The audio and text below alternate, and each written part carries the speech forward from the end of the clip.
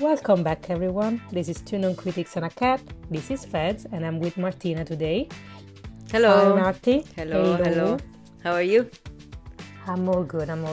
Had a day off yesterday, and then today I was working, and now we're recording. Yay! That's glorious.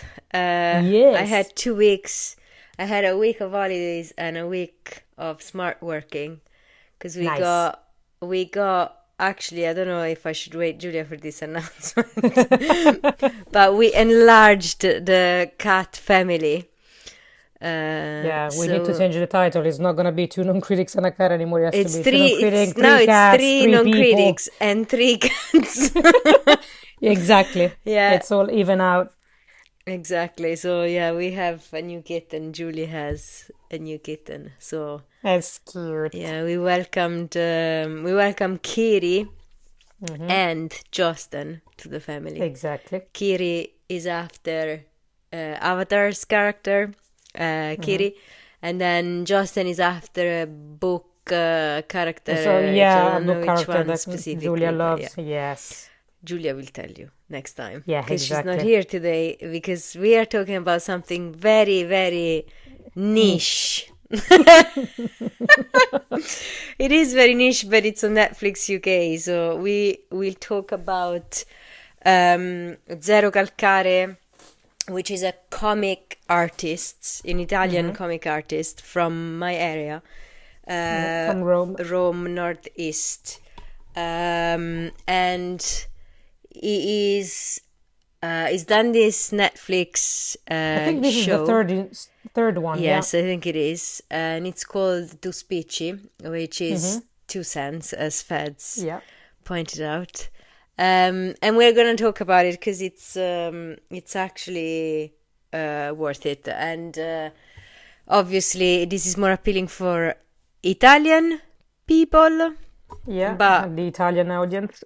Yeah, but it doesn't really, doesn't really matter because every story is universal, really. So, I mean, like the topics that he analyzes I think they are universal to millennials and to our generations. Yeah, I agree, So, totally. yeah. Anyway, before we do that, how was your week? What did you watch? Anything to report? So, apart from watching Zerocalcare, I think I've also went back into rom-com from the early 2000s.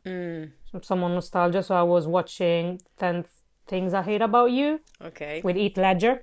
A really young, beautiful, amazing Heath Ledger. But I've been again, I had a little bit of a reading slump, but I've started reading again. But yeah, those are the things that I actually watched. Yeah, I watched Zerocalcare and then I watched 10 Things I Hate About You. Great. Do you want to laugh, actually? Go for it. Well, first of all, we went to an event together, which was we did too. Yeah, a celebration of Pixar, 40 years of Pixar, 30 years of Toy Story, with Andrew Stanton, the director of Toy Story and the producer of Toy Story. And it was great, I have to say. Yeah, it was really nice. At the BFI. But then, you want to laugh? I have a month of HBO Max. And I was like, oh my God, I want to see a few things that I always wanted to see. Let me see it. One of them is The White Lotus. Ah, yeah. Right. I started The White Lotus, and then when I went back into it, I noticed that the top said season 3. Did you watch season 3 before I watching? started from season 3. Now I'm almost at the end of season 3, which is the last that they did. But they're not connected, are they? No, they're not connected. But I think, I don't know if some characters do come back or not, but you should be all right, I guess. But I guess if characters come back are from the hotel, they're not the guests, right? Yeah, exactly. Yeah, I think so. They're like the staff of the hotel.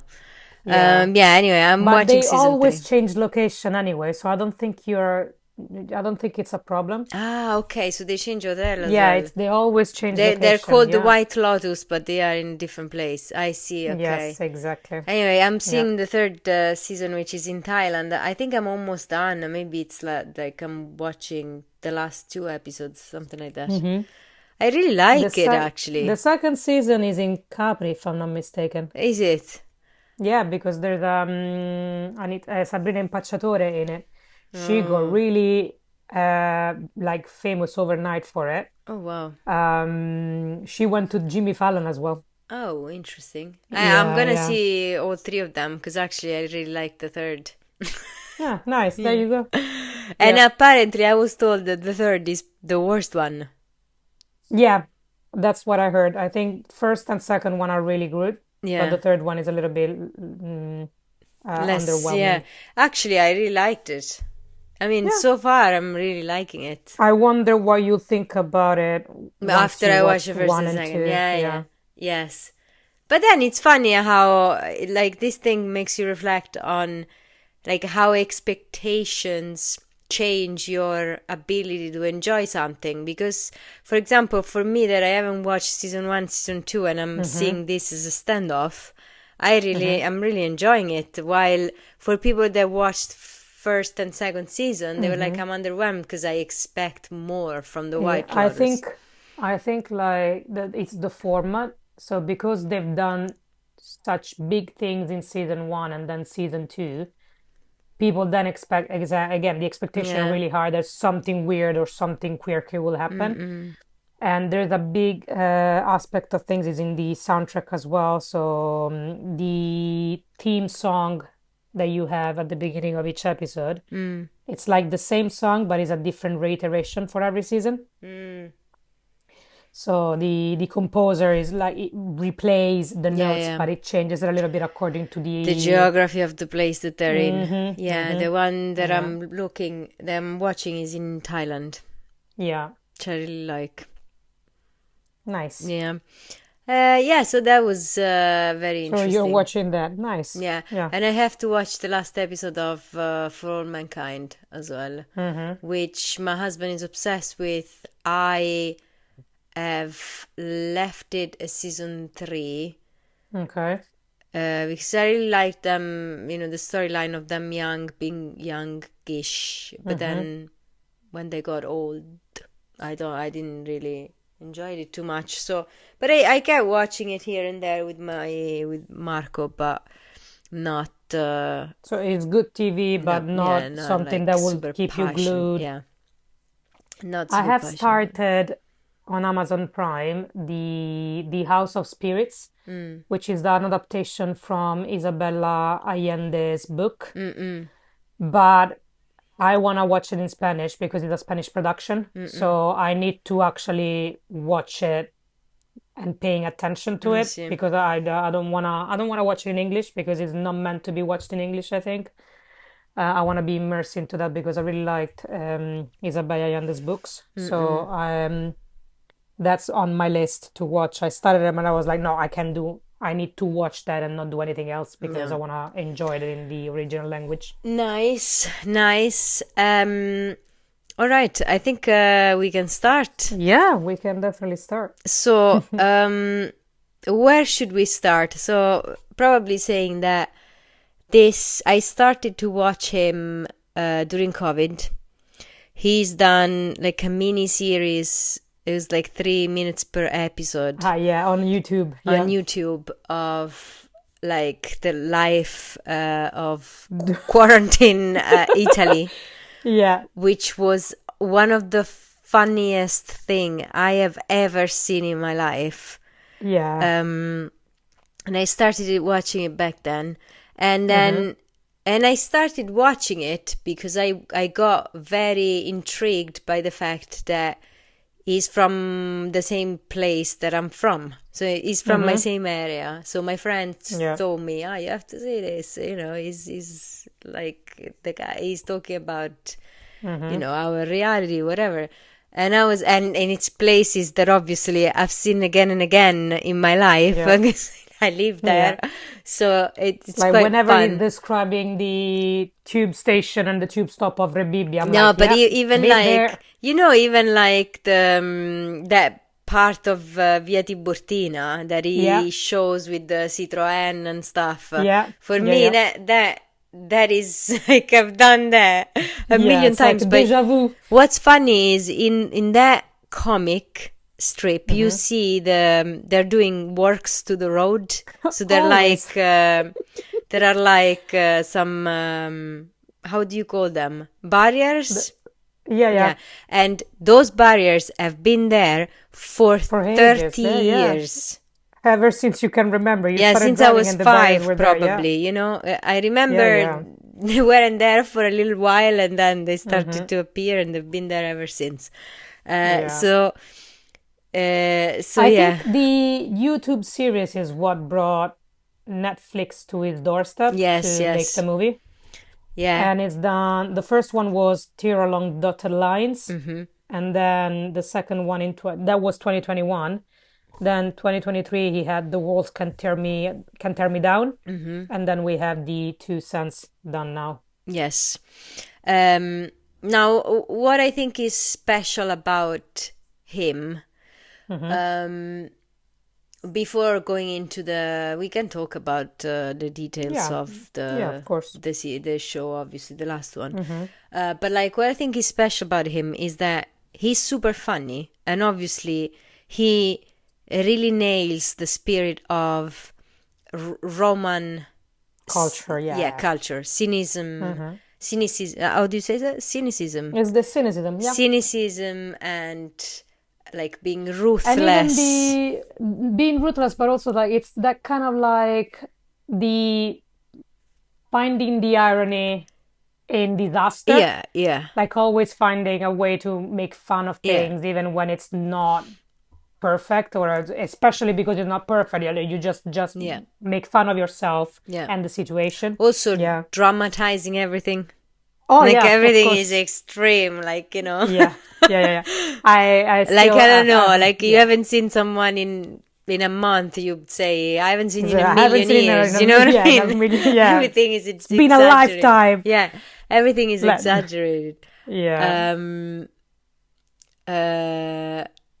But then it's funny if you're telling a story that happened like 10 years ago, you would say the other day. Exactly. Absolutely. But like, he's incredible at catching all of these nuances of Roman culture and, you know, our background. I think he specifically speaks to people that are from Rome, that live their reality. It's that kind of like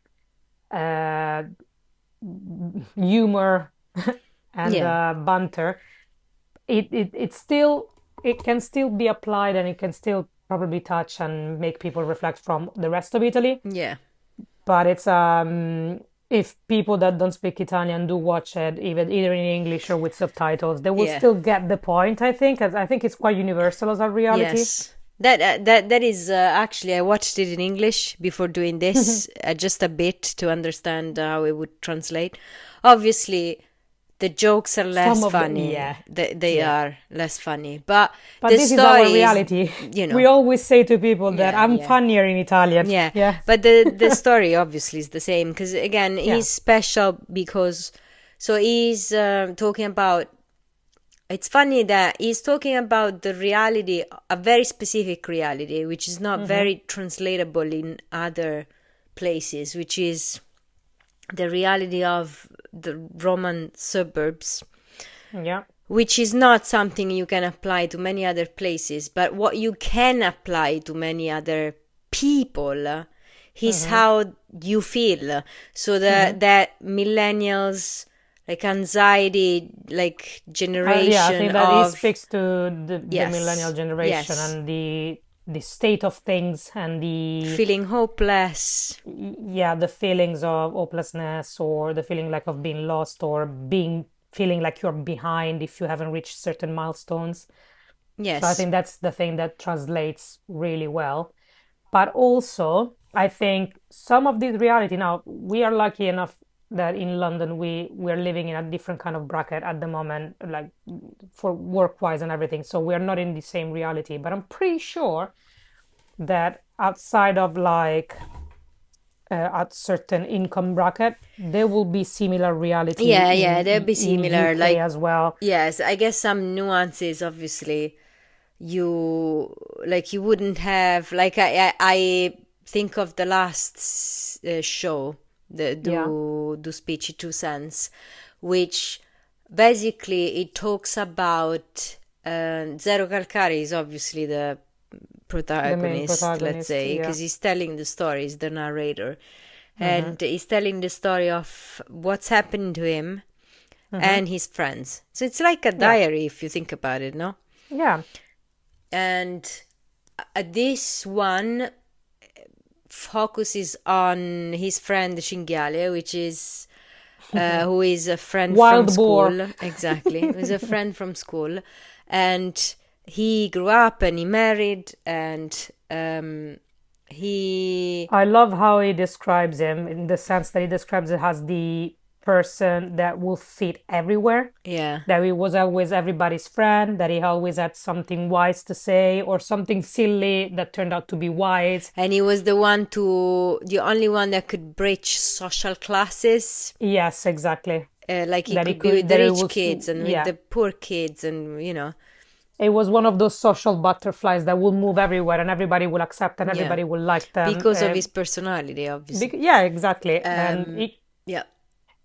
And it became the person in a way who Zero looks up to, because it's like you are the one that could breach all the gaps, and then you got married, you sorted yourself out. So you having a problem, it's actually not good, because if you have a problem, like what's gonna happen to me? What is the rest of us? Yeah, exactly. So he has this beautiful family and he has kids, and the kid wants to do the first communion, and the first communion in Italy has every ceremony. Even if you don't believe in God, it's a rite of passage. Yeah, it is a rite of passage, and it costs a lot of money because we have to go to the restaurant and you pay for everyone to eat. And the bloody gift at the end of the... It cannot be just a normal restaurant trattoria that's going to serve you silly food. No, it has to be the and restaurant. Everyone has to be dressed and whatever. So basically, to make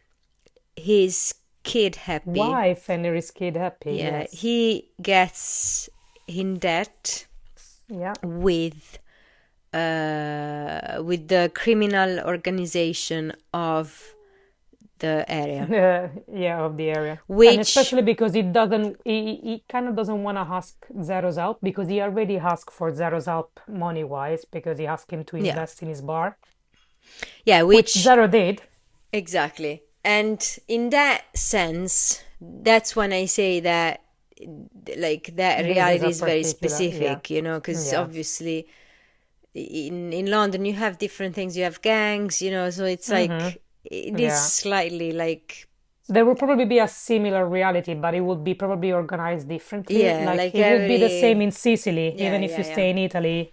It will be different. So and it is interesting because it's actually something like my sister's not here and she hasn't seen it, but it's actually very close to us because it's exactly what happened to our family, really.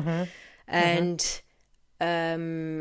so it was like it really hit close to us, because a lot of people don't think that there is this kind of criminal organization in Rome, but there is. Like, they used to follow me to school and they burned our car. Like, they are like that. And that's exactly what they describe in this show, because it's the same reality that I lived. Which is also why I love the way that he describes this story, because I think he's very honest and very true to the reality of the place. He's not really inventing or romancing. Exactly. He's not sugarcoating it. Yeah. So basically, yes, it follows the storyline of Cinghiale, but then also it's always like a mirror into the soul of him and his friend. So he's got Sara. There is Esmeralda in this case, who is the girlfriend of one of the thugs. Thugs of the criminal organization, and she is abused by him, but she doesn't want to leave him, which is because she's also coming from a reality where in her family abuse was like not around the clock, but it was heard of, like it was something, a lot of violence around in her life. Yes, it was something to endure. Yeah, absolutely. It wasn't something to run away from or to face. So he wants to help her, especially because in the previous show, he hasn't noticed that a friend, Alice, had issues, depression, and she ended up taking her life. And so he's got, like, I So this need is to still act. this trauma is still in the back of his mind, of course. Yeah, so he's like, I need to act this time. And it's just like, and then you have Secco, who has something going on in his life that wasn't addressed until probably into episode 3, which was hilarious because it sounded like something went wrong and he was actually either about to die or they had a fight, and instead it was something else, and it was hilarious because it's like it felt like every time that he was talking about Secco, it was a dead sentence. Oh, we don't hear from him. It's fine, he's gone. The thing is, he had a kid. Yeah. We can say that. He had a kid. But, this is also the true, like the reality of millennials. So he's Zerocalcare. Zero is the protagonist. He's like about 40 years old.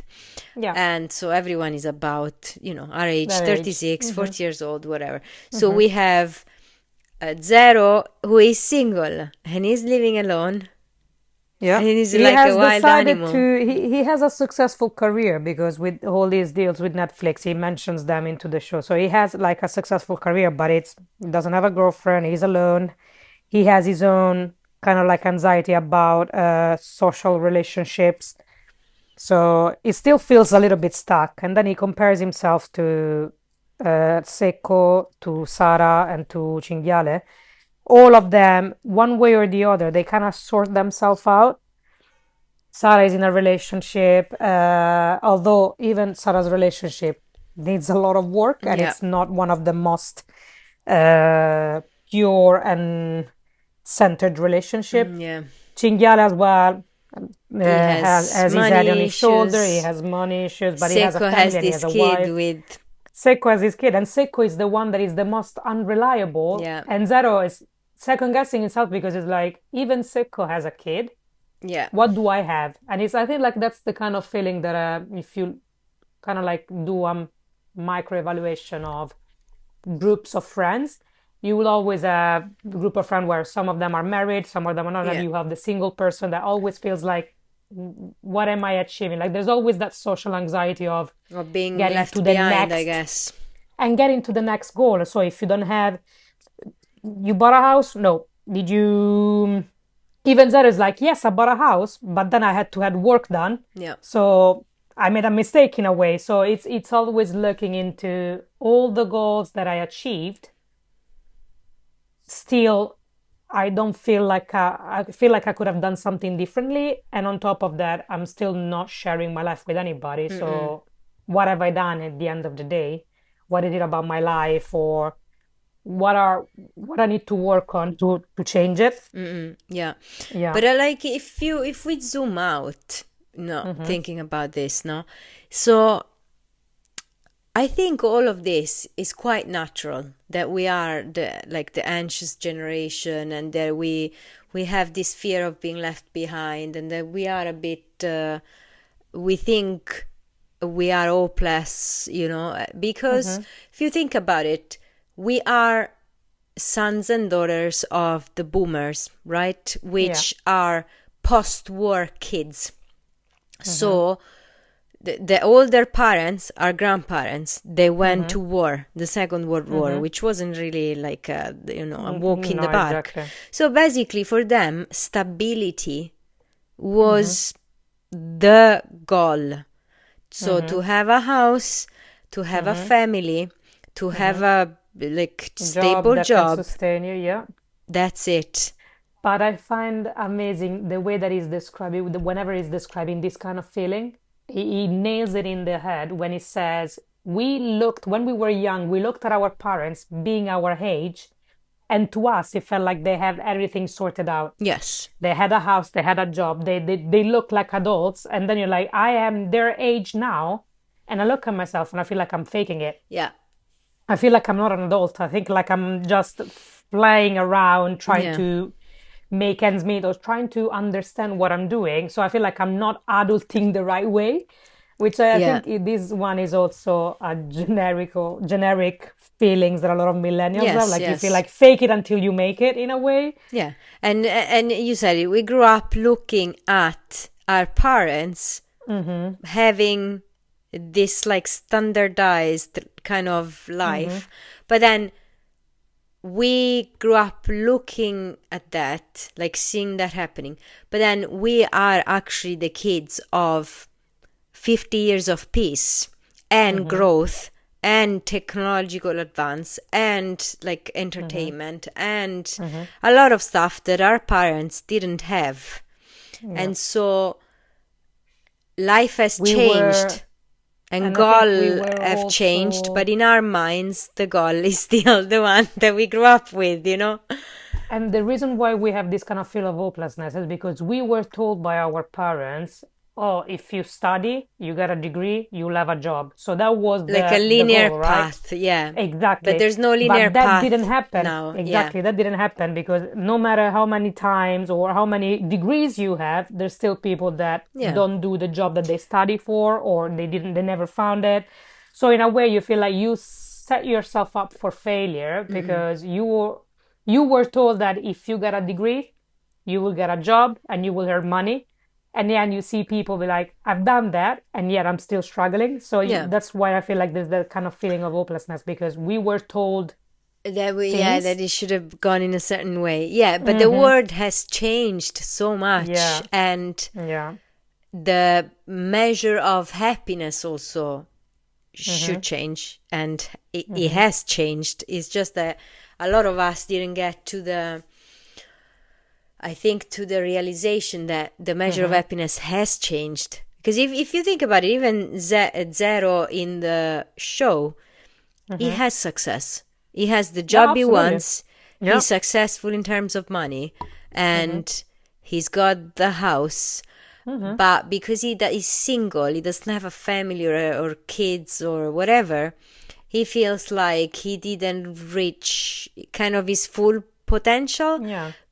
But how much of that is because he actually needs it, and how much of that is It's a, because of society kind of I printing it think on you, you know? I think the key to that is the conversation that he does have with his mother, where his mom tells him like, I just want you to be happy. And happiness for our parents, it's different from happiness that one would think of. So whenever they have that conversation, and I find it interesting because I think it touches on he always all of his shows touch on generational trauma because whatever you have gets brought to you by your own experience and your parents' experiences and what they had to go through to teach you things, and it comes from the way that they were taught by their parents and their parents. Let's face it, they saw the war, so they weren't the most um, stable mentally wise people. So And they everybody were also did very the black best and they could. white. Everybody did the best they could given their circumstances, Yeah, but that is a generational trauma that then moves and moves and yeah, moves. And when Zara is talking to his mom was like, I just want you to be happy. Like, if you tell me that you're happy, I will believe you and I'll be okay with it. But for her, even if he tells her that he's happy, and he's faking it because, like, I don't want to tell you that I don't know how to describe how I can tell you that I'm happy, but not really. Maybe I'm happy, but I'm not fulfilled. And I don't want you to understand it as if it's your fault that yeah, something yeah. is missing from my life. So at the end of the day, you will tell your parents, yes, of course I'm happy. But Yeah, for because them, yeah, because you are an scared that idea of they don't have happiness. the emotional intelligence to understand Exactly, the full because extent. they are a generation where they're like, I've done the best I could. So when you criticize them or you think about, hey, your parenting at some point caused some issues, they will take it so personally because they Yeah, didn't have the tools or they didn't have the chance to go to therapy themselves or to kind of go through their trauma. So they've just done the best they could. And in their head, if you do criticize it, they're like, but I've done the best I could. Like, that should be enough. yeah. So it's interesting to see how he tries to protect her as well, same as he tries to protect everybody else. But for in all of his TV shows, there is always an aspect about analyzing friendship and relationship between friends and groups and dynamics.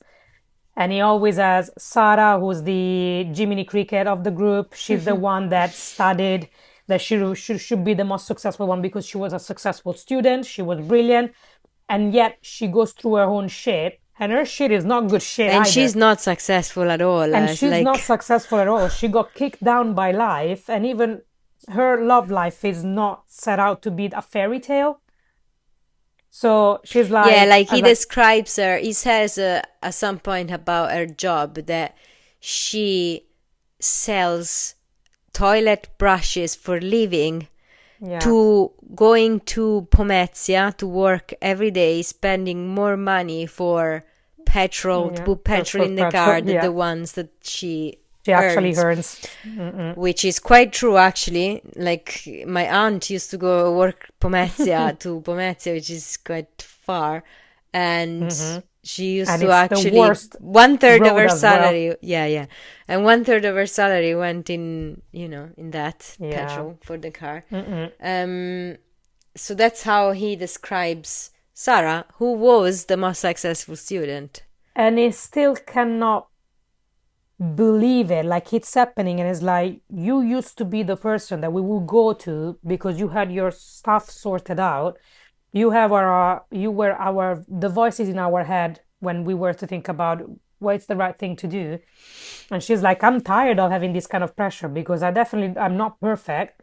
And you telling me that I'm your lighthouse guiding you through the darkest nights, that just gives me more anxiety because I don't have anything sorted out. I'm not good. Yeah.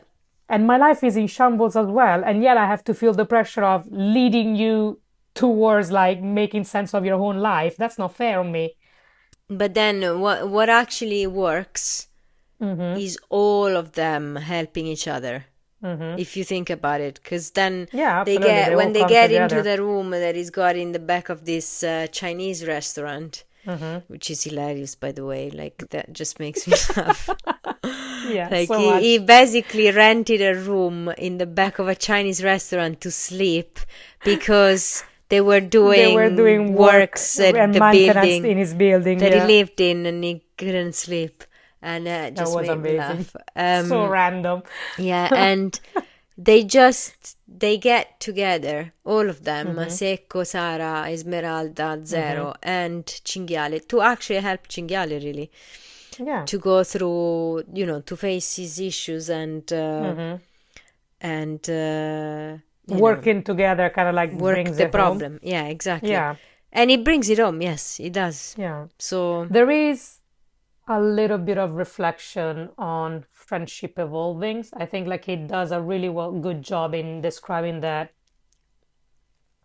you grew up with these people, you know them your whole life, but at some point your friendship will evolve and people will go through different stages in life where you will need different things from the people that you have around you. You will feel different things. And I feel like in this particular installment of the three that he released, there's a good description of friendship and how they evolve through life and what are the people that you will rely on based on the circumstances. And there's also like a realness in describing that, yeah, everybody wants to stay together, everybody wants to be friends together, but at some point we need to remember that not everything is like in the Goonies where they all go together and solve the yeah. problem. Sometimes you do grow up, so everybody goes through different things, and sometimes you can help one another, but sometimes you kind of have to sort it out on your own. And Yeah. I found that interesting as well because it just gives a really good read on how, in a way, if you put people in boxes, you sometimes can stifle the friendship as well because you're not realizing that everybody's growing up and is changing or is going through different stages. And it doesn't mean that there's less love or that there's less wanting to be together. The fact that Seiko doesn't hang out with them is not because he doesn't like them anymore. It's because life gets in the way. He has a kid. Yeah. So it might not be 100% ready to go get an ice cream every time that Zero has time. But that doesn't necessarily mean that he doesn't want to hang out with them or it's only available for emergency. So it's like having to reframe friendships through Yeah. time, which I think it's interesting. I love that. Yes, Mm-hmm. I did love that part actually, because I think the best friendships and the only long-lasting ones are Mm-hmm. the ones that understand and accept that the friendship changes Mm-hmm. throughout, the evolution of your life. Mm-hmm. Um, and it's not only what happens to you, like, I don't know, you might have kids or not, whatever. It's also Mm-hmm. you as a person. Because, Mm-hmm. like, for example, me and you, no? Mm-hmm. How old were we when we met each other? 20 It something? was 10 years ago. So it was 26? 26, 25, yeah. 25? So, I think 26, 26, 26, yeah. 27, yeah. So, even though I still don't have kids, and I was Mm-hmm. married at the time, and I'm still married now, Mm-hmm. like my Mm-hmm. situation hasn't changed that much, really, if you think Mm-hmm. about it. But I'm not the same person that I was 10 years ago. No, None of definitely. us are. I think, I mean, I don't know, like, I don't have a judgment on like, if someone stays the person that they are 10 years ago, they're bad or good. But, like, You, I think people evolve, like, it's very yeah, there's hard that always, you yeah. stay in your 20s, you are the same person that you are in your 30s or your 40s or your But 50s, because you also experience go through changes different you. life stages as well. Like Yeah. what you need and what you want in your 20s is not what Yeah. you need and what you want in your 30s. Yeah. And if you haven't evolved in that sense, it means that you're not maturing. Yes. So if you have the same needs that you would have as a 20-year-old person, that would be also not a problem, but it would be something interesting to see because it means that you're not kind of like evolving or you're not changing or you might even be stuck Yeah. or you might just be content in having those kind of needs. Doesn't mean that it's wrong or it's the right thing. Evolving is better than staying stuck. I think it's all circumstantial Yeah. and it all depends on what you go through in life and the things that happen and the way that they shape you. And that's what brings change and then brings evolution. And sometimes 1 year you will need something different from your friends that you will need in two Yeah. years' time. Of course. And you might rely more on a specific kind of person in a specific stage of your life because they bring you what you need That in that moment. experience, yes, that you need in Yeah. that moment. Yeah. So I think that's what it's trying to explain as well in this with these Yeah. installments Yeah. is like friendship do change and sometimes we get so much in our head as well that we try to if the things started changing with if you are a millennial that overthinks and has Yeah. anxiety, you might start projecting That it's things your into the fault friendship, or. exactly into the friendship as well. Yeah. And you might find it hard to rationalize what is happening, and you might feel like, okay, something is changing, and I don't feel like it's a good change. So you don't give yourself the time to sit into things, and you just feel like, okay, in my situation, this is what I need and none of my friends are meeting that need. So you feel like you are going the extra mile, but sometimes the other people don't. Yeah. And that's when you find yourself feeling anxious. And that's what he describes Feeling lost. yeah, and this is where he also describes the little room inside the tower where Yeah. all your feelings are that are locked behind a door. And you don't know how to open it because you don't have the tools to deal with it. Yeah. And you don't know if you're going to open that what's going to happen and sometimes it's best and easier to keep to the status quo and not move Yeah. and accept things for what they are rather than just opening the door and let things out. I also love the metaphor of the, like, three towers, Yeah, like, it's like because the he circle has and then you so have he has this conscience, which is Armadillo, who is yeah. the funniest character. and He's is in the voice Italian of is reason. voiced by Valerio Mastrandrea, He's who is a amazing. great actor. I absolutely adore him, The, and the he's best incredible. comedy timing is from Yeah, yeah. Armadillo for sure.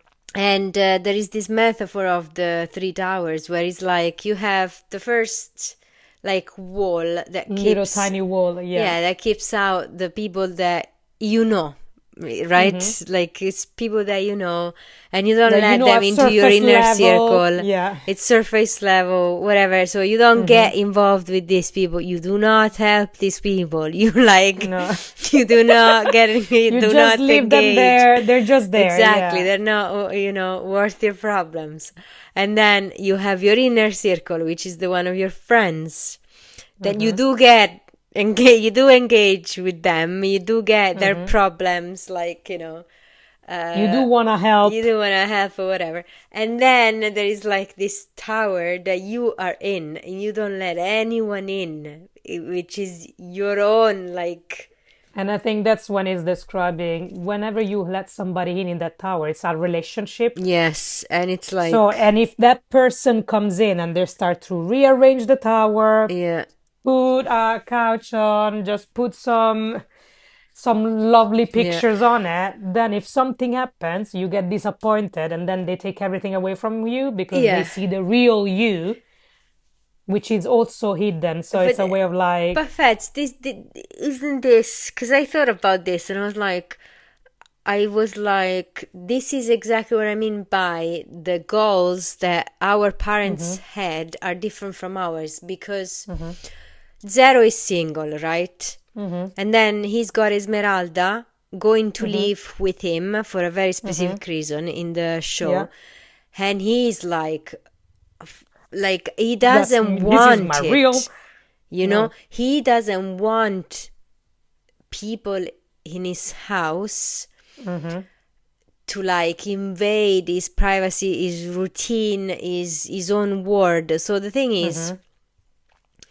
the thing is, do you actually want someone in your life? Are you willing to compromise to This have is someone in your life, or do you want to say, like, you imagine having to have someone in your in your this house, is you know what I so mean? this is something that I relate a lot with And that's because why I'm asking you. so it's the crux of being hyper independent, knowing what you really want from a relationship. So it is willingness to sacrifice, to not to sacrifice, to compromise, because it's not a sacrifice when you're willing to do it. Yeah.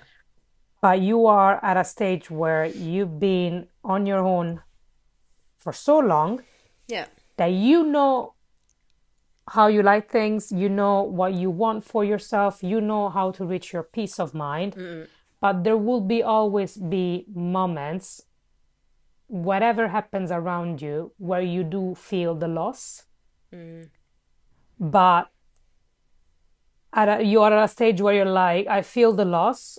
I would love to have a partner, but how much am I willing to compromise to make that person fit into my life and me fit into theirs?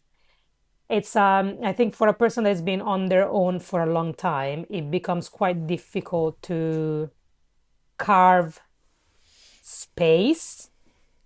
So that's when you become more like you stop actively searching for a relationship because it's like you hear people around you having their own experiences like, oh, I would never want to do that. Yeah, I don't yeah. like that either.